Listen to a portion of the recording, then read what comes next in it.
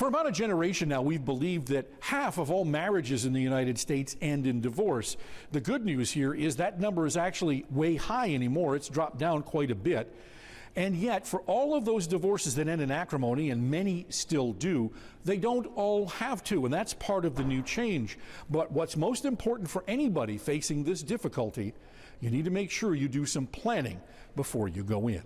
The number one threat to a person's financial well-being is divorce. Divorce is a wealth destructive event for both parties. Certified financial planners Julie Quick and Rick Kaler see it all too often. Couples therapy can be expensive, but nowhere near as expensive as a divorce.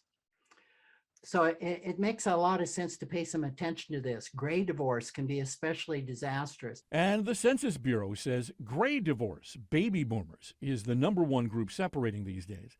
CFP and certified divorce financial analyst Julie Quick of Cultivate Financial Wellness tells us the divorce landscape is changing. There are 4 differing kinds. The do-it-yourself divorce, which is not recommended. There's the well-known litigated divorce, where the attorneys do battle. But there are 2 other choices, collaborative and mediated. You and your spouse may be a good fit for mediation or collaborative divorce, which is a much more family-focused, amicable separation. It's not for everybody, but I think a lot of people don't look to those other methods as a possible solution for themselves. Which may bring a far less financially destructive end.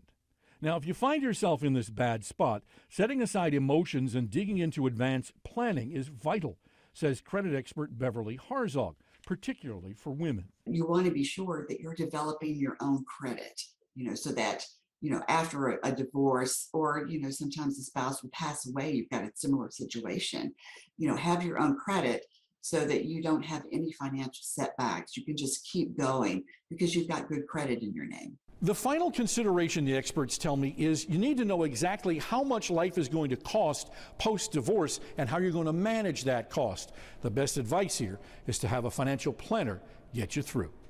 Rod Maloney, Local 4.